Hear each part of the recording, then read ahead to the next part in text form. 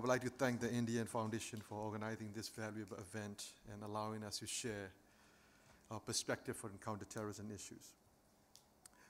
My presentation will focus on security challenges in Myanmar, especially on the issues of the emergence of new armed groups in transition to democracy. So I will discuss the underlying issues why these emergence happen and the implication on Myanmar and the region. Terrorism in Myanmar is not a paramount threat yet so far. So some of the armed groups occasionally use terrorist methods to stir up instability and discredit the government. But despite occasional bombings since 1989, none of the groups took responsibility publicly for such attacks. So it's a little bit distinction from other types of terrorism what we have seen in other countries. But Myanmar has the largest number of armed groups, active non-state actors in the region. Currently, around 30 plus armed groups are active in Myanmar. Their strength is estimated around 60,000. Some analysts estimate it around 100,000.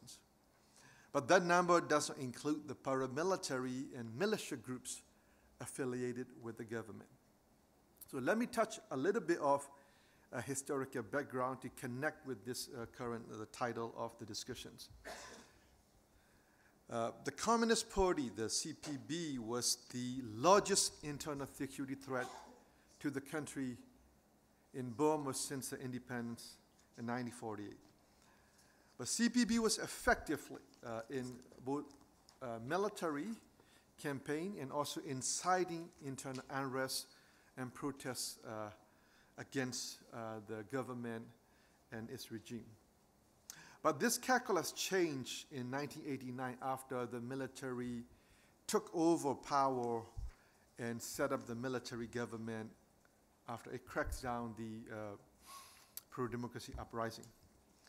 So what the military government did was it reached out to the armed groups and offer a ceasefire deals. Even though these ceasefire deals were not signed on paper, it's only on the gentleman agreement, 40 armed groups joined the ceasefire deals. So by the time, when the groups joined, some of the groups affiliated with the communists, and some of the ethnic groups were sucked into the operation of the rank and file of the Communist Party. So these ethnic groups revolted against the communist leadership, and they drove the communist leadership away, and they maintained their ethnic identity as armed groups. So the military government reached out to armed groups with these ethnic characteristics. The total was the 40 groups. So in 2009, out of the 40s, 25 groups remaining. So the military put pressure on the small and medium group to disarm. So the 40 groups joined the ceasefire, but at the same time, another 20 plus group was still fighting the government. So in 2009, after the inauguration of the new constitution, so the government said, well, these ceasefire groups are no longer constitutionally valid. So the government put pressure on the 25 ceasefire groups to transform into either the border guards or the militia groups under the command of the armed forces. So under this pressure, 5 large groups were transformed into the border guard forces, and 15 groups were transformed into the militia. But the 5 of the large group refused to transform to any sort. Then we have this transition to democracy under the 2008 Constitution, which allowed the military to hold 25% of the seats in the parliament, at the same time firmly control of the security sectors. The transitional government decided to pursue a new course of the peace process and reach out to the remaining armed groups. But my presentation today is mostly about why new armed groups emerge under the transition to democracy than the military junta. When the military junta ruled the country, they reduced the number of the armed groups by any means, by coercion, by military pressure, by persuasion. But the oxymorons about the democratic transition, and when we see the transition occur, we see more armed groups emerge. So under the government of the Thein Sein administration, which is 2011 to 2015, we have seen 5 new groups emerge. Under the current government, led by the National League for Democracy, we see 1 armed groups emerge. So we have seen a phenomenon of the new armed groups emerging under the transition to democracy. So there are some underlying factors why these groups emerge. One is traditional historical grievances. A lot of these armed groups are tied to distinct ethnic identity group.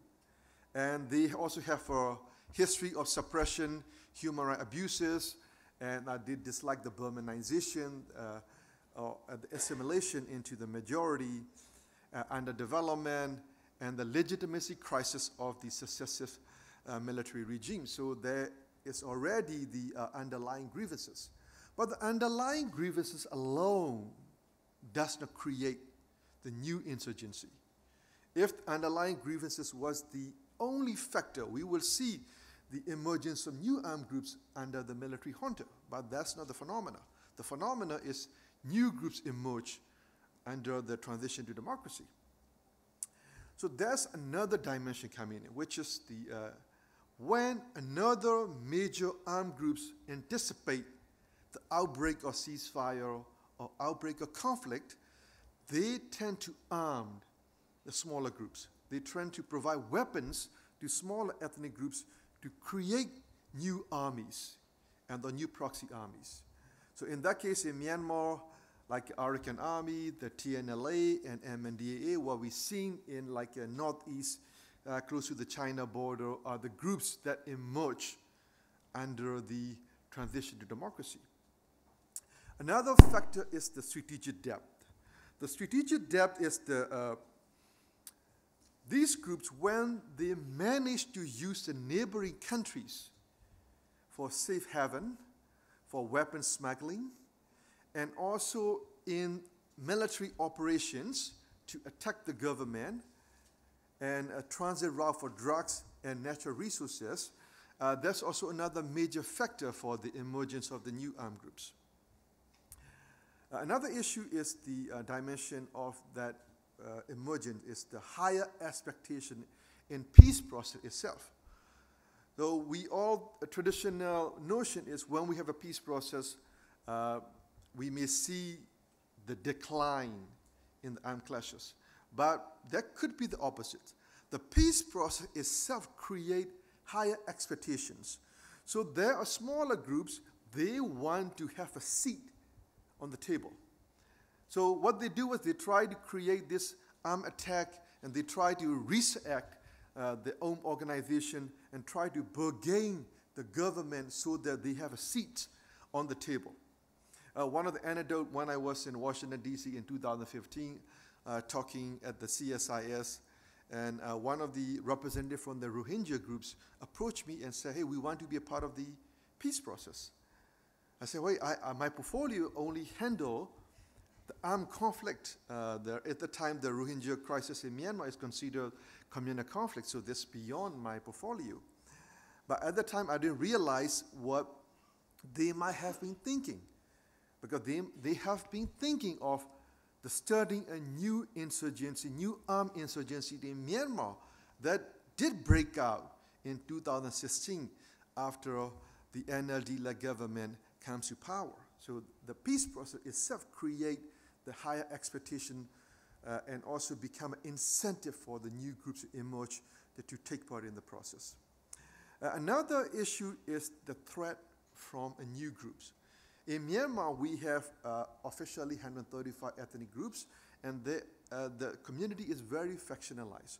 So when one group is armed, then the other groups, like ethnic groups, that may have historical conflict with that group, will feel insecure, and they may start taking up weapons to protect themselves or another armed groups. So this is one of the emergence we have seen so far. Another dimension we are beginning to see is the support from the international terrorist groups especially to this Rohingya groups in Western Myanmar border. The linkage is evolving.